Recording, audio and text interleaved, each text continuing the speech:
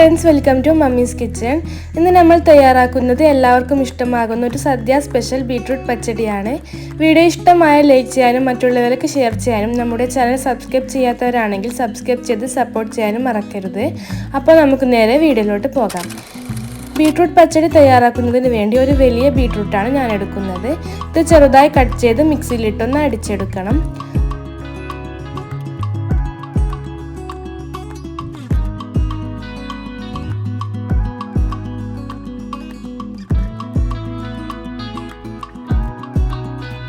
ആദ്യം ഒന്ന് അടിച്ചതിന് ശേഷം 1/4 കപ്പ് വെള്ളം ചേർത്ത് നല്ല പേസ്റ്റ് പോലെ ഒന്നുകൂടെ അരച്ചെടുക്കണം. ഇതിനി ചൂടായ പാനിലേക്ക് ഒഴിച്ചു കൊടുക്കാം. വെള്ളമൊക്കെ വറ്റി ഇത് വേവുന്നത് വരെ ഇളക്കി കൊടുക്കാം.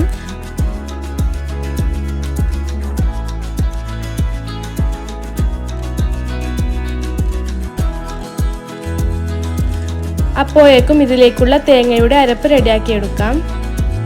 അതിനായി 1/2 കപ്പ് തേങ്ങയും ചെറിയ കഷ്ണം ഇഞ്ചിയും 2-3 കറിവേപ്പിലയും 2 പച്ചമുളകും 1/2 ടീസ്പൂൺ ചെറിയ ജീരകവും 1/4 കപ്പ് വെള്ളവും ചേർത്ത് പേസ്റ്റ് രൂപത്തിൽ അരച്ചെടുക്കാം. നമ്മുടെ ബീട്രൂട്ടിൻ്റെ വെള്ളമൊക്കെ വറ്റി വെന്ത് വന്നിട്ടുണ്ട്. ഇതിലേക്ക് ഇനി തേങ്ങയുടെ അരപ്പ് ഇട്ട് കൊടുക്കാം.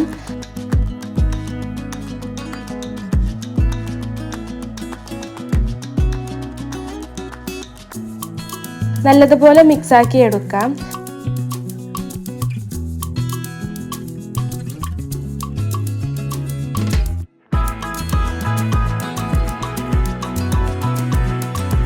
അര ടീസ്പൂൺ ഉപ്പും കൂടി ചേർക്കുന്നുണ്ട്.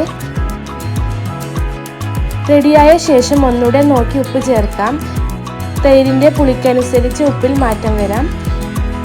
തേങ്ങയുടെ പച്ചക്കുത്തൊക്കെ മാറുന്നത് വരെ വഴറ്റിയെടുക്കാം. ഇനി 1 കപ്പ് തൈര് മിക്സിയിലിട്ട് ജസ്റ്റ് ഒന്ന് കറക്കിയെടുക്കാം.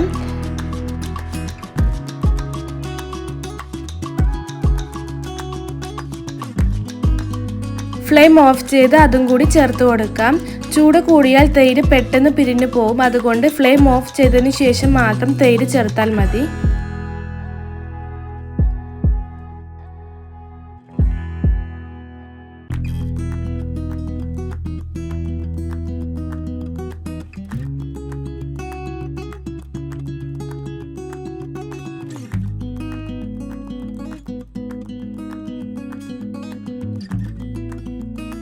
ഇപ്പോൾ നമ്മുടെ ബീട്രൂട്ട് പച്ചടി ഏകദേശം റെഡി ആയിട്ടുണ്ട്.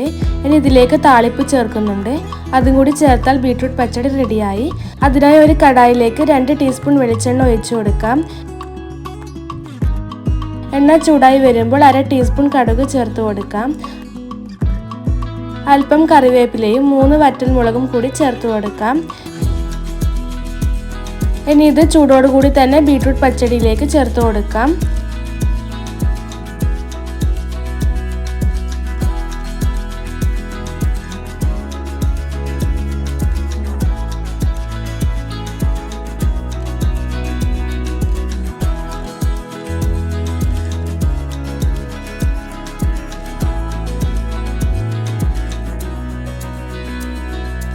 ഉപ്പ് കുറവുണ്ടോ എന്ന് നോക്കി ഉപ്പും കൂടി ചേർത്ത് കൊടുക്കാം. അപ്പോൾ നമ്മുടെ അടിപൊളി ടേസ്റ്റി ആയിട്ടുള്ള ബീട്രൂട്ട് പച്ചടി റെഡി ആയിട്ടുണ്ട്. എല്ലാവരും ട്രൈ ചെയ്ത് നോക്കി ഫീഡ്ബാക്ക് കമൻറ്റ് ചെയ്യണം. നല്ല റെസിപ്പിയുമായി വീണ്ടും കാണാം. Thank you for watching.